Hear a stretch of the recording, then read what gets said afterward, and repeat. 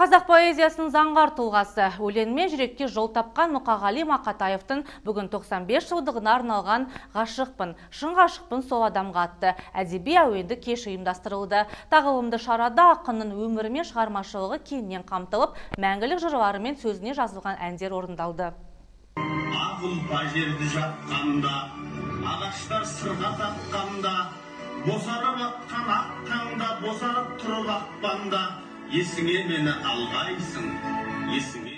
Әдеби әуенді кеш Мұқағали Мақатаевтың жүрек тербетер өлең жолдарымен ашылып, әуен мен поэзия үйлесім тапқан әсерлі сәттерге ұласты. Кітапханашы қыздардың орындауындағы ақынның өлеңдері мен әнге айналған жырлары көрерменнің ерекше ықыласына бөленді. Шара барысында сахна төрінде поэзия мен музыка үндесіп, ақын шығармашылығының рухани тереңдігі айқын көрінісін тапты.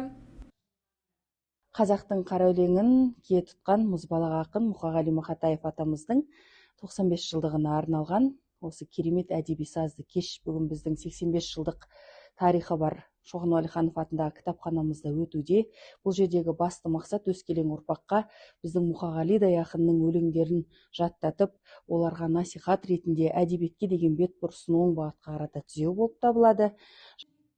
Кеш барысында оқушылар Мұқағали Мақатаевтың әліппе, ана сен бақыттысың, ей өмір, сәби ана сынды өлеңдерін мәнерлеп оқыды. Сонымен қатар Мұқағали мен Фариза поэзиясының көрінісі қойылып, ақын өз даусымен оқылған өлеңдері көрсетілді. Әдеби әуенді кеш Мұқағали жырларына жазылған әндер мен арнау өлеңдері арқылы қорытындыланып, көрермен қауым ақын рухына тағзым етіп, рухани әсерге бөленді. Назерке Бергенғали, Мейіржан Ерболатов, 24 News.